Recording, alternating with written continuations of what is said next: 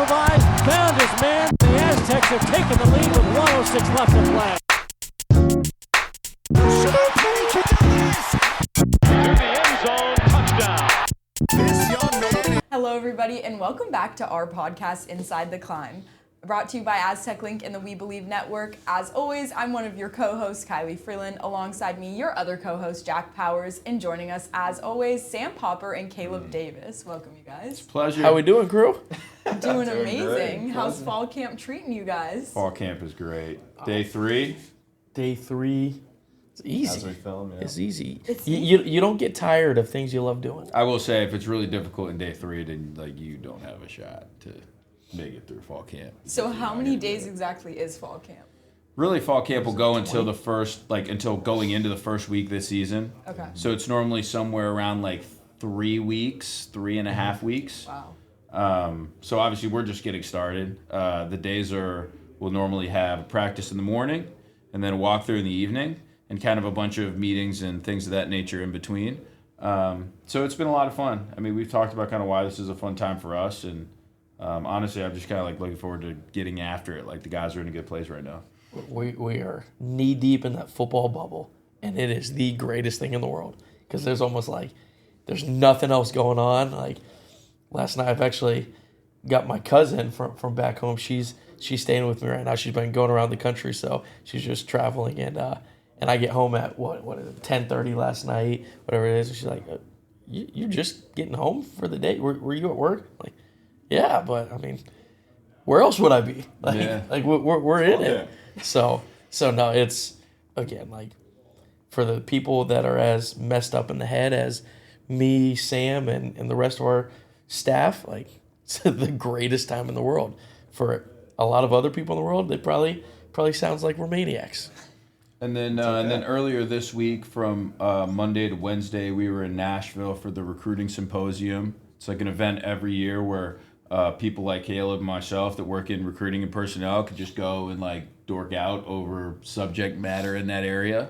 And it's an awesome event. I mean, it had 1,600 plus people this year. Mm-hmm. I mean, we talked about it. I mean, I was there in 2018 when there was maybe 150, and I think my first one there was probably 350. Yeah, and when we had CJ, we talked about the one when we did on the West Coast that he was there and I was there. We both didn't realize it at the time, but just to see what it's turned into, it's become a really awesome source for no matter where you are in the personnel world to just go learn some stuff, network, meet people. Different people use it for different purposes, but the idea that that's there as a resource for everybody is really cool and something. And it's really cool because it's from everyone in the college world, from GMs all the way down to your student assistants. But then you also have the NFL teams that come by. You have agencies that come by. You have the media. Services. You have services. Yeah. You just have this whole conglomerate of people that, again, everybody is able to get their own little tidbit of information from it. And you kind of got to go in with your checklist of what you want to accomplish. But, yeah, man, it's a blast. You get to just catch up with some people, but also just learn some new tidbits about, different ways to do things and kind of get a vibe of what some creative things that other people across the country are doing. And there's a core group of the exemplary figures in our field, Andy Vaughn and Jordan Sorrells and Mark Pantoni, Andy Frank, Pat Sudis that Sam Popper putting on just a 5. Caleb Davis. That work to put it on every year, and that's a ton of work that they very much don't have to do, but they do it for the entire industry, and I think that's awesome. And it's just one of those things, honestly, kind of like Coach Gordert, who was just on the podcast that we're going to be pivoting to in a minute, just serving, just giving back, Giving they back. don't necessarily Plant trees, get a whole bunch out of it. I'm sure it's a whole lot more work for them than they get out 100%. of it, but it gives back to, again, like we just talked about, 1,600 different personnel people across the world that get to elevate, learn, and grow in this space. Yeah, they're just planting trees. They may not see the fruits of their labor, but it helps so many people to come after them. Mm-hmm. Incredible. Cool stuff. Before we get back to Inside the Climb, we want to remind you that the countdown to San Diego State football is officially on. This season marks the beginning of a new era as the Aztecs prepare for their first year in the new Pac-12 conference. The home schedule is finalized. It all starts with Portland State before one of the nation's top Group of 5 programs from last season, James Madison, comes to Snapdragon Stadium. Then conference play arrives with Texas State, Washington State, Utah State, and the rivalry game against the team up north. And don't forget, Pac-12 After Dark is coming to the Mesa. Big games, packed crowds, and a chance to be part of history as San Diego State begins its new chapter. Don't miss a moment. Secure your season tickets today and be there for every touchdown, every big play, and every unforgettable night under the lights. Visit the SDSU Athletics website or click the link in the show notes to get your season tickets now. The energy guy. He's a strength coach. He's assistant strength coach under Coach Sobel, but his experience here shaped so much of just who he is, how he operates, and again, he's seen both sides of it. Gorder's just one of the most special human beings in the world because he lives it every single day. And now joining the podcast, the one, the only, Chris Moneybags Gordert. Wow. Here we go, baby. Here we are. Yes. All that stuff. Don't you ever forget it. My favorite thing about Gordert, which obviously the viewers, if you haven't been to a practice, you might not know, is unapologetically himself. Yes. Mm-hmm. Every single minute, every single second of every single day. Yeah. And it's one of your superpowers that I think the kids gravitate towards. Yeah. Now, is that something that you had to work on, build up, or how'd you get to who you are today? It's very intentional. When I grew up in this, because I played football at San Diego State, right, and I walked on and I earned a scholarship, I really figured out who I was in that process. And a lot of that is kind of just trying to fit in the mold of what they want you to be. And I realized that I wasn't being myself in that process, and then that I wasn't able to tap my full potential in doing that. There was all these little underlying things from my childhood or how people treated me growing up that constrained me on my personality. And then once I went into the social media world, I told you, I went into social media and did YouTube for a very long time. I realized that we are our brand. Everybody is their own brand. And then if we treat ourselves as such marketing wise, and that's why people buy the things they do. If I have a t-shirt, which we had a clothing brand, they weren't buying the t-shirt, they were buying us. So if I could emotionally be connected with somebody, and most of the time people smell inauthenticity from a mile away. And so I knew that if I showed up that way, then people could see that and they'd smell that and they would run from it. But I had to really find out who I was first. And it took a lot of dark moments, walks on the beach. I'm a hippie. So if you see me here screaming and acting crazy, when I leave here, I'm a mute. I don't talk much. You might see me at the beach being creepy, just walking around with my shirt off, with my headphones in, you know what I mean? I'm that person. But in those processes, I found out exactly how I wanted to show up here. And then a lot of it has to do with God too, just trusting that God has put me in a position to be who I am, and that I trust that the people that are around me, they won't judge me in a negative manner. So I feel comfortable. There was real moments here in the growth of our program when we first came here that I was like that, and I was very authentic. I was just showing up, Coach Lou and Coach Sobel, they put me in a position to just be myself. And then there were moments that I really questioned that. Mm-hmm. And then there was a negativity around me that it's different, it's changing. And I had to sit down with them, and they really pumped confidence in me, no, go be yourself. There were days that Sobel every single day would walk up to me because he'd see I'd be in my head and man, I don't know if I can do this again today, just the repetitiveness of what we were doing. And he's like, go be yourself, man, go be yourself, that's good enough. And in those moments, it solidified me, yes, it's okay to be myself.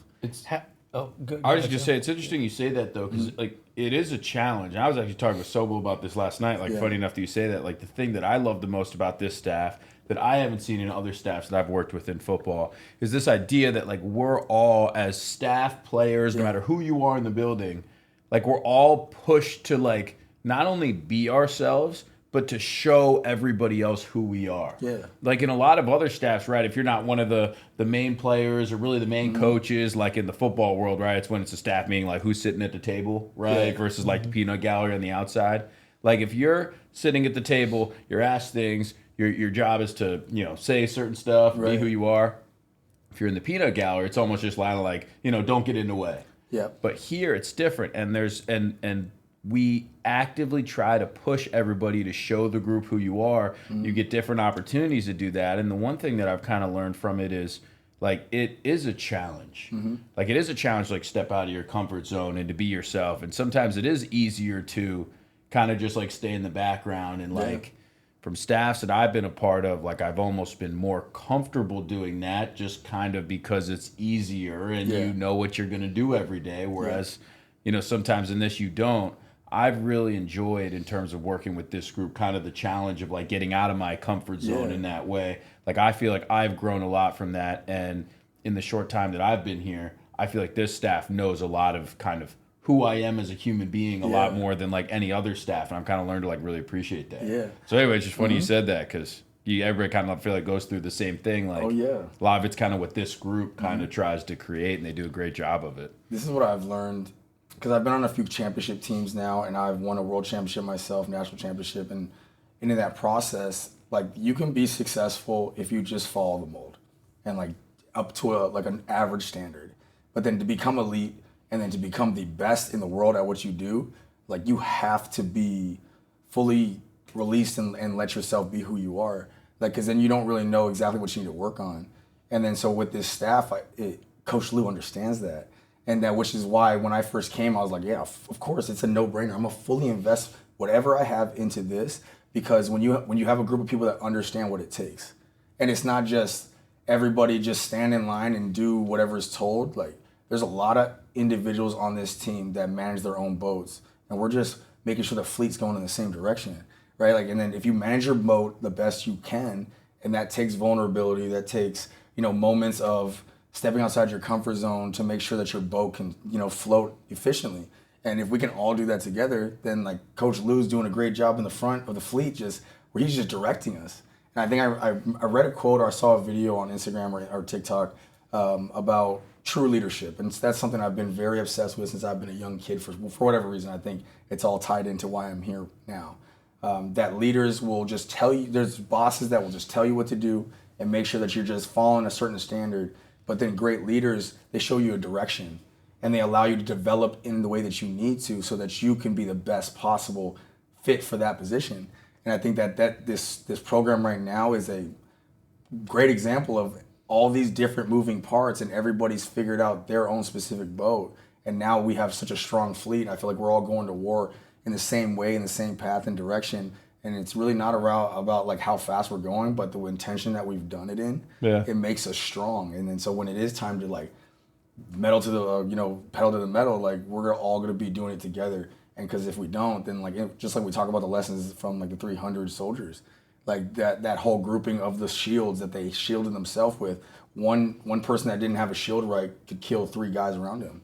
I mean, like with that understanding, like what can you not do? And that's why I think the standard has risen so high that it makes people scared. But I think that's good. Yeah, challenge is great. Yeah, it's good. Like when you get your heart starts beating fast about that, like that means that you're doing the right stuff. Like out here when I come out and I greet the guys every single day, there's not a day that goes past that I'm not nervous that I won't fulfill what I've, made myself out to be. And I think some of that like expectation you put on yourself, because I mean, shoot, me and Sam were talking a little bit about this over the last few days as we were out at a work trip. It's kind of just that like that care factor, that drive factor. It's because you love it so much, because you want to do such a great job, and that everyone in this program is kind of depending on your energy or your different things. That again, like for us, we want to make this community proud. We want to make these kids proud. We want to make just the entire city of San Diego proud of the Aztecs. And I think that's, in my opinion, that's where it comes from. I don't know if you've thought about that before. Yeah. Because I have really deep ties to this university, and which is the reason why I came back. I didn't have to come back and work here. I had my own thing going, and my entrepreneurship was like, sailing and stuff. And I just remember back to when I was a walk-on, and then I was just bottom of the barrel. They were making me work out at 4 a.m., and I was on academic probation. You know what that's like. So I was a walk-on on academic probation. Like I wasn't even allowed to get a shake when I left the weight room. You know what I'm saying? I'm surprised you're still here. Yeah, dude, I know. So a walk-on is not helping out the team GPA. No, I did, dude. I walked on, and then I did it for the reason purely because I loved San Diego. I love this university, and I love football. And so, like, when you do it for a different reason, I wasn't doing it to get paid. I was working at Costco handing out samples while I was coming to these conditionings and coming to camp. I had to work through our conditioning camps and stuff like that. I had to work at Costco. And then there would be coaches that would come see me there at Costco and get my samples. You know how embarrassing that is to be a player on the team and the coach sees you like, hey, what are you doing? Why are you working right now? Because you're not paying me for school. That's why. Yeah, no doubt. Exactly. I'm paying for everything. So I found a different love for it. And I mean, I don't even know if this atmosphere exists now in college football because everybody's worried about money, NIL. But I feel like if I care enough and if I show up and not want any credit for it, like Powers knows this. I've been trying to stay out of the limelight of the camera for a minute because I don't want to overshadow the program. Like, and there's this attention. I've had attention for a very long time, like with social media, and I didn't want to make it about that. But then, so I want to do it when no one's watching. Like, I'm someone that when I'm walking, I'm gonna make sure I pick up that trash here because it means something to us. Like, because our guys walk out and they see trash, they don't think that we value this. Then why would they value that? Right. You know what I'm saying? I see Coach Lou do it, and everybody that's starting to care now is starting to do those That's things. one of those things that I've come to realize over my years working in college football. Like, first off, just because there's money involved, like, people forget that these are still kids. These are 18-year-old kids, 19-year-old kids that don't know anything about anything, and they've got the weight of the world on their shoulders. That, again, like you just said, like, they don't know that you're supposed to pick up trash when it's on the ground. Like, that's just being a good human being, and like, sometimes just the way you walk, talk, and operate, these kids take so much from. So I think that's one thing that people just in this world in general don't realize who's all watching.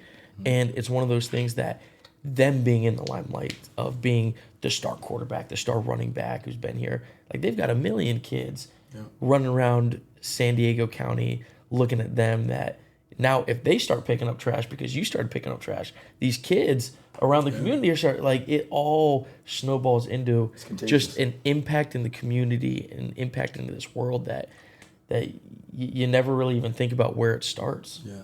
I'm a true believer in that in whatever room that you are, whatever environment or people you're around, you have to uplift that. Like if the room isn't better for you being in there, then like you're just mixing in.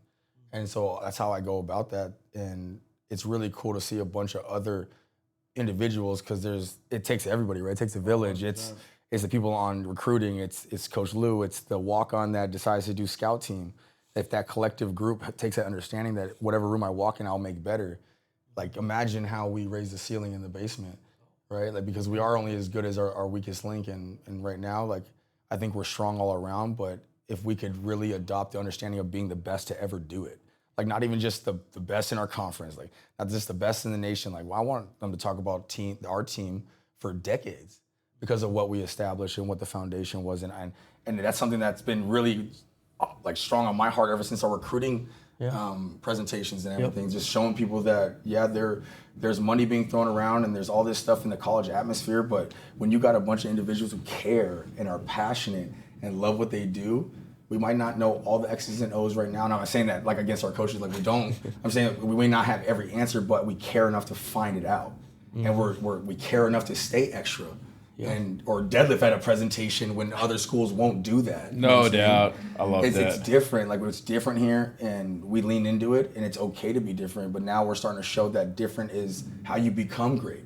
Is you can't go wherever else is going. You have to go upstream. You can't be the other like fish that are just swimming down, just going to wherever they're going. If it was easy, everyone would do it. Everybody would do it. Somebody had a quote. I forget what it was but it was basically the idea that like if everybody's going to, or if a bunch of other people are going down the same road as you, then the opportunity probably isn't there. Yeah. If you're going down it alone, that's where like the opportunity is. That's when I want to say maybe it was like Mark Cuban or something, like talking about like business. You know, like if everybody's kind of going down that road, then the opportunity's already gone.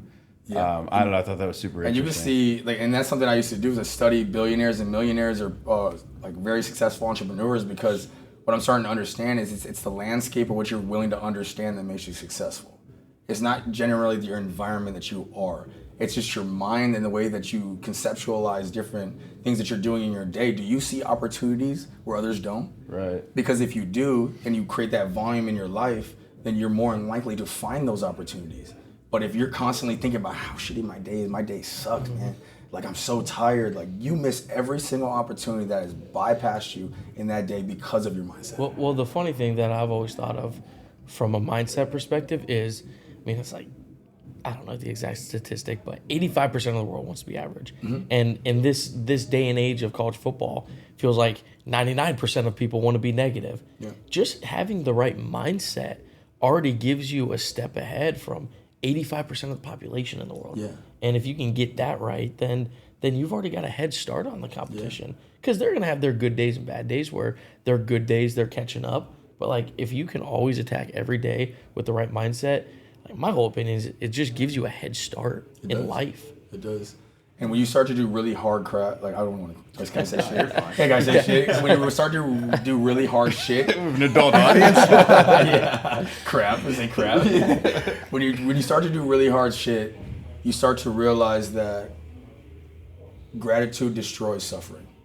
That if you're in some tough mess, if you could find something to be grateful for whatever reason, that weight is lifted off your shoulder, and your body and your mind is willing to endure much more once you're thankful for it. So like, I love that we're having this conversation right now, because camp sucks. No matter how which way you flip camp sucks. It's long days, it's hard hitting. But if you could find something in that mix to be grateful for, like, wow, everybody wish they could do this. Every single day I go out there and scream to my interns, like, wow, I'm so grateful for this. This is so amazing. I get benefits to be crazy. Like, I have health insurance. And I get to come out here and be wild all the time, dude. This is crazy. I find myself in a posture of growth because I'm grateful. You know, my thing, anytime you do have those hard days, because again, they're long, they're hard. Sometimes it's not terrible, because like we're in such a gracious environment, but like, I almost put myself in my shoes of my younger self, of like middle school Caleb, and man, one day you're gonna be a general manager of a college football program, and the impact you can have on these kids, on the community. Like, I would have just, first off, I probably would have slapped me because I would have thought I was lying. But to just have that opportunity every single day, whether it might be the 16-hour days of camp or whatnot, like, man, just how blessed are we? Yeah, we really are. Sorry, I was just gonna say, I kind of want to take a step back and just like talk about your journey from that perspective and getting here, because you're one of the people that, and you kind of mentioned it, like, you've done other stuff. Like, a lot of us in football, like, went into football because it was kind of the one thing we were good at, so we just went in it. Like, you were successful in other areas. You played, you went into different industries, and then you came back. Like, kind of talk about, you know, specifically like some of the stuff that you did in entrepreneurship and within the training and within social media and in working with people in the community that you did. When did you kind of realize, okay, maybe I want to go back in the team setting, and kind of how did you end up doing that? Yeah, so I went into professional powerlifting while obviously doing my own training, so the NFL Combine stuff. I started moving my way towards powerlifting because I'm a professional powerlifter. And then I had a group that I was the head coach of. It was called Strength Cartel. And we had a pretty big social media presence. That's a sick name for it. Was it the lifting team, Strength Cartel? Strength Cartel. That's badass. So then we had a gym that I owned up in OC. And then we would just travel the world and travel the U.S. Like, people would come and watch us lift. And then so we became the strongest team in the world in 2018, where I was coaching them. And then what does that mean? Like, you were in a competition with other groups? We went to Worlds. You just lift the most weight? Yeah, so you go to Nationals, and then we won Nationals, and I won Nationals. That was my first year as a professional powerlifter. I won Nationals, and then you qualify for Worlds. No big deal? No, MBD. First year and won national I actually practices right now, so I'm going to get out of here. And then so we qualified for Worlds, and then we went to Worlds, and then I ended up winning a world champion at 242s, number one in the world in that weight class that year. So at that moment in time, you could sit there and say, I'm the strongest man in the world for my weight class. Yeah. And what was the lift? How cool is that? So it was a squat, bench, and deadlift, and my best total was 2,000 pounds. Damn. So it was a 770 squat, a 800 deadlift, and a 495 bench press, and that's with like a pause in your chest. And this is like with a judge that like you have to walk the weight out, look at him, and like squat, and you like squat down looking at him, and you stand up, you're like, are you ready? And he's like, rack it. Now, so that's the standard of that. How much of those trainings, and so I'm kind of steering, like we'll get back to the journey, but like how much of those training sessions just sharpen your mentality, your approach? Because I gotta imagine, you don't just naturally get to, I can lift 2,000 pounds. I'd be at just for the record, I'd be at 800, like all three of those together, which I think is still good, though. Was the squat, which is still good, dude. That's crazy. It's I talked about it in our small group last week with Coach Lou. It's when the feeling that you have when you walk up to a barbell that you've never done before, like no matter what the weight is, there is a certain amount of confidence that is built from you doing that rep that it's not measurable. Like there's all these unmeasurable things about lifting that I loved, and I learned every life lesson I've ever had from lifting. Like my dad didn't show up a lot for stuff, and it's not a bad thing. It's just that he did his best what he could do with what he was given. But I learned every lesson from a barbell or a coach. And then so learning how to approach and attack things that if you don't, you could die. If I walked out with that 800 pounds and I wasn't ready for it and it crumbled me, I could die. And that's a reality. So that to take it that serious and then to get the confidence of walking out of that barbell after you're done and accomplish something that very few human beings have ever accomplished. Like an 800 pound deadlift, that not many people have done that in the world. I'm still in like the top 50 ever in that, like in that weight class that I'm in.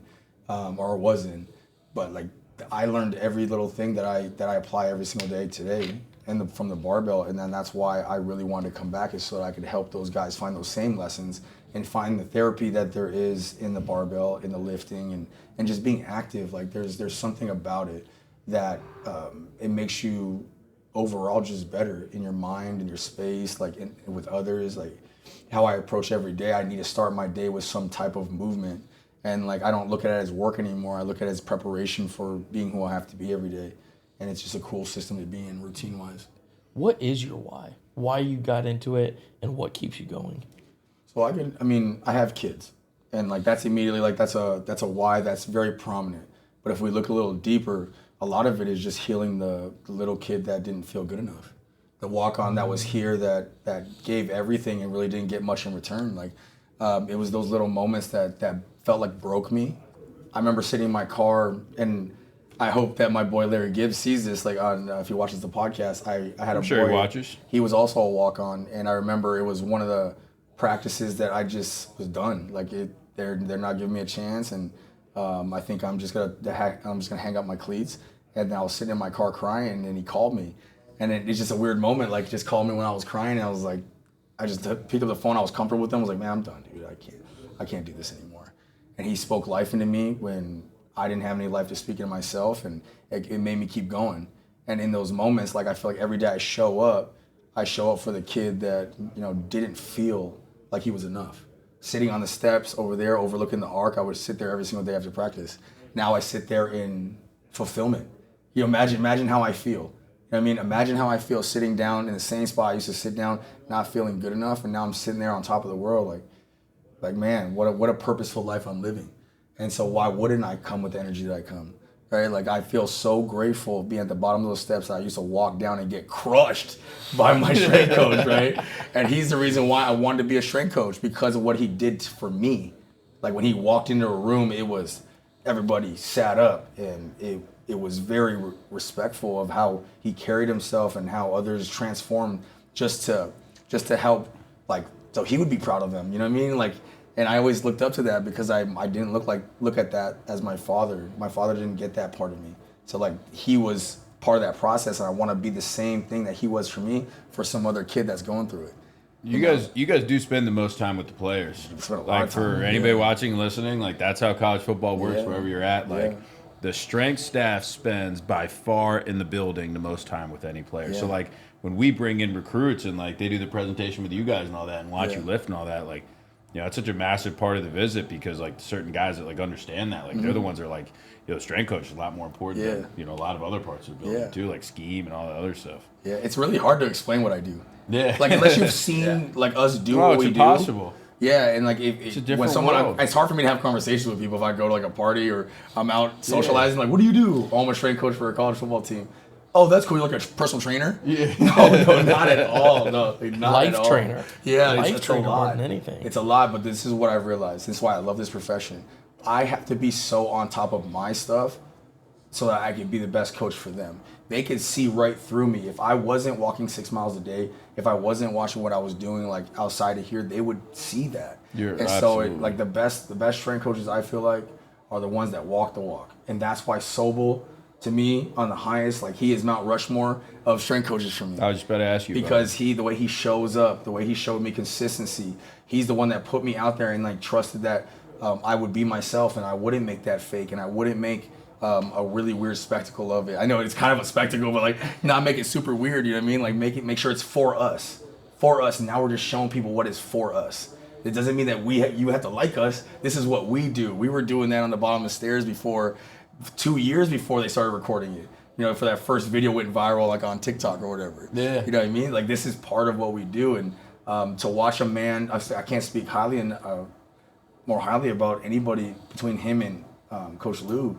Like the way they show up, Coach Lou is in the building at 5 a.m. every morning training. Yeah. Like we're greeting him. I'm coming in like, hey, what's up, Coach Lou? Like, and to see a boss and to see someone who leads the team the way he does and the energy he gives to it, and he has time to come in at 5 a.m. and hit it. Right, then like what are we How doing? amazing is that? Yeah, you know what I mean? 100%. I've watched these two men be the most amazing leaders, and it just helps me just find the gratitude, just empty my tank every day. I'm going to empty it out every single day for you guys because like that's what everyone else is doing for me. Like everybody's giving it their all. Like why would I not give it everything I have? Right? Could you talk about how you got in touch with Sobel? Yeah, it's a really weird, it's a really funny story. So J.R. Tover, he's an old Mira Mesa guy. Mecca, Mira Mesa, throw it up. What's up? Legend. Legend. Future mayor of My San dog, Diego. dude, my dog. So he contacted me and said, we need help with the NIL social media stuff for SDSU. Like, cool, yeah, I love it. I love social media, so I'll help out. He invited me to a booster meeting. And then it was the national championship between Michigan and UW, right? Is that the year you guys played UW? Or right, Michigan, yeah. Yep. You're right, Notre Dame. Yeah, Michigan, He was right? the next year, yep. Yeah, so 100%. Michigan. So that's ironic in itself, right? Yeah. So Crazy, he bro. sees me at this booster meeting, and he's like, I know you. And I was like, yeah, I know, because we had like, on social media. And then we had a conversation. He's like, man, I would love for you to just come in and see what I'm doing in the weight room. Like, tell me what you think. Awesome, let's go. So I came in the next day and watched it, and he could see me. I was sitting on the edge, and I was pacing back and forth. I get this look in my eye. You all know I have this look in my eye. When I turn the switch on, something happens to me. And so I'm like, just looking there like creepy. And then he's like, The head like tilts down like 20 degrees. like the smiling, like obsessed, like no. So then he saw me and he's like, hey, you want to coach, huh? And I was like, oh yeah, I want to coach, baby. And so like he told me just to come in to see if I wanted to be there.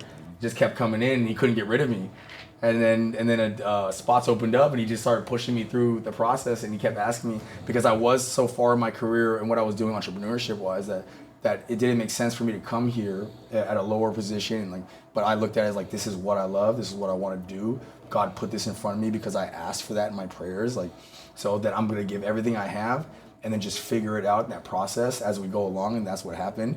And then now, it's wild to sit here and think about what it came from. It's one of those moments where for the viewers, I've got a bunch of quotes written up on my board, and the one you hit earlier, what was it about? I don't know. I'm gonna get back to it and put it up there. But We always do that, by the way. Grace who destroys suffering. yes, love that one. I'm putting that one up there. Yeah. But It's a up good at the one. top right there, I've got one that says, "Proceed as if success is inevitable," and that's almost like a lot of our journeys, but especially yours here. Like it was just one where, again, didn't make sense, but you loved it and you prayed for it, and it kept coming to fruition. And as long as you keep working and keep impacting and keep proceeding, success is gonna come. I love that quote. Proceed as if success is inevitable. I just want to throw out, nobody forgets quotes like Caleb and I. Like Oh, if shit, we had yeah. a nickel for every time on the show, we're like, oh, what's that quote again? Like We really get back to good. it though. Well, We I get back love to it. that Sometimes. quote. I love that quote because it's not what you do; it's who you become in the process. And so, if you start trusting yourself and how you've dealt with certain situations in your past, and then as things are coming along in your present, like you know that you'll handle things the right way. That you don't have to overthink this, have anxiety about what's going on. You just trust that you're going to give your absolute best every single time, and then if you do that, who cares about the outcome? It is what it is. Then you gave it your best. Like next thing, and that's why they have me now back there with the whistle, with the tempo and stuff, and that next play mentality is so important. Yeah, 100%. Right? Like if you nor good nor bad, next play is coming. What's the one thing that you've learned from your life in between your time as a player and then coming back into football as a strength coach that you feel like maybe you wouldn't have gotten if you just went straight into football? It's that trust part. It's a trust part that the work was enough to build me who I am so that I can approach every situation with confidence. Like, I didn't have much confidence back then. There wasn't many people pouring on me in a light way. So this is actually a cool story. I'll kind of lead it in there. I went on a walk at my place I live over in Mira Mesa, and then I was walking over by a high school with a coach that used to coach me. And he was the only coach when I was coming up that I felt like ever supported me the way that I saw myself. And he saw like something in me as the years went on, and I always remembered that. And so that's why I think it's super important to like really care about kids. But I'm sitting there talking to him, and I'm like, man, I gotta give it to you. You were the only coach that really believed in me, man. I wanted to say thank you. Like, and I hope that does something for you so that you can continue to do that right now with these kids, because you make a huge difference. These kids go change the world because of how you look at them. And then he looked at me and he goes, well, it looks like a lot of people believe in you now. And that, for whatever reason, that healed something in me. That's cool. Like, you're right, man. Like, thank you. Like, to give me that gem in the moment that was like last year. And that just helped me start approaching my days even a little bit different. I know that I still give it everything that I have, but then now the person that I am, now I'm looking at the other details. How am I setting myself up for success? That's cool. Am I waking up and with the right intentions? Now, like, I know I'm gonna empty it out now. Like, what else can I do? You know, like, and then you get this like subtle confidence that kind of settles over you that I also is the grace of God, I think, a lot of times when I'm praying, but that I have more confidence in the things that I'm gonna go through because of I trusting the process and trusting who I am now. And then even if I do fail, it's okay, because it's not about that. Yeah. It's really about the lesson I'm about to learn and apply. And if I keep stacking those things, I'm gonna be unbeatable. I'm gonna be unbreakable. And that's the things that we're screaming in the warm-up lines to these guys. We are unbreakable. We will train in the deep end so that our enemies will drown because they can't swim. Like that quote that Coach Lou says, right? Lord, why are you putting me through troubled waters? And then he responds, because your enemies can't swim. You imagine that? Like, to be so great at what you do and you're mastering your craft so well that you just love to bring it to that point. No, come out here. Come come swim with us. And I'm out here with some floaties on. You come out here, you're gonna drown.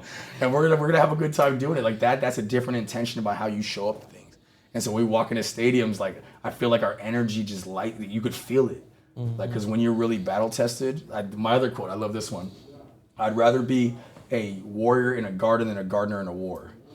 Like, it's better to know violence, to be violent, and not use it and be peaceful. That took me a second. Than to just to be peaceful and have no violence. Especially when you need it. Yeah. Caleb, exactly. you might need a little bit more space on the board. Oh yeah. Oh yeah. That's a Yes, good one. sir.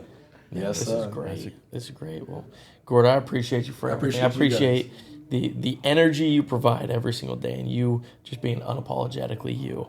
And I mean, shoot, we could go on for 3 hours talking with you, but we'll be running out to practice here soon. So I figure we probably got to wrap it up here. But man, Gordert, appreciate you for everything, man. You guys are Last awesome. Pleasure, bro. How much There we go. caffeine do you do a day? They've been. I've been really good about it lately, because then now I force myself first 2 hours of the day not having no caffeine. Oh wow. Yo, so Yeah. I'm doing that in Huge- camp too. Can I make it to the first practice without caffeine? Yes. Yeah. So I try to go Oh, 2 yeah. hours. What do you drink there, Bob? Oh, no. That's Doesn't count. C8. It's the That's pod. C8. It's the That's pod. 2 different C4s Yeah, in there. it's the pod. But Doesn't now, count. The so pod doesn't count. I mean, we can go 1,000 milligrams pretty easily, but like 4 monsters is pretty easy know. today. saying I like try to keep 1,200? it at 2 now. No. I'll try to keep it at You're 2. not at 12? 1,200 is like game day. Okay. I only drink like, I don't know, 8 cups of coffee a day. What is that?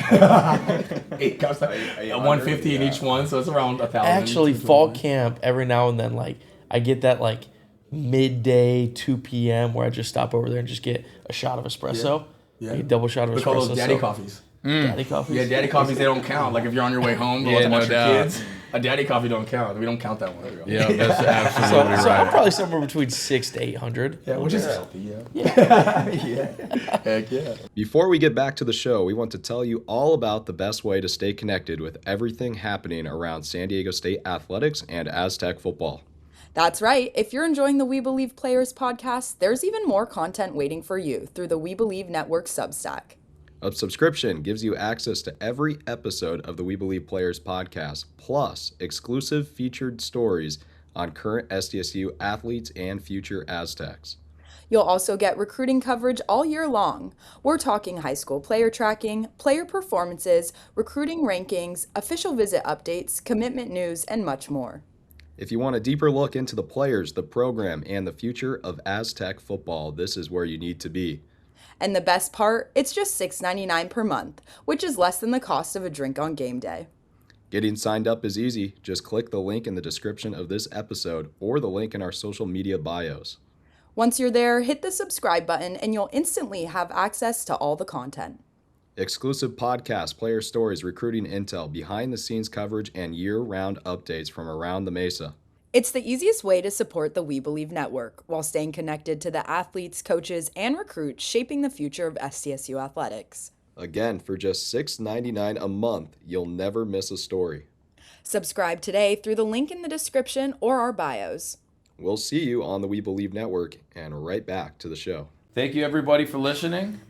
Stay tuned to get some updates for us with training camp as we continue to move forward. We'll have an open scrimmage. You got to get a free ticket, but an open scrimmage on August 15th at Snapdragon Stadium. Come check us out. And then again, Caleb and I will be releasing some dates where we'll be out in the community, ready to come talk to you guys. Please follow along, and we'd love to see you out there. Live Q&A August 13th. 13th. At home and away. We're releasing 6 them p.m. now, right now. August 13th. That's the only one right now we have released. Oh, okay. I thought we had another one, but we'll release that later. There you go. TBD. Make sure to subscribe to the We Believe Network and Aztec Link. Follow us on Instagram, and we'll see you guys next week. Thanks for joining us.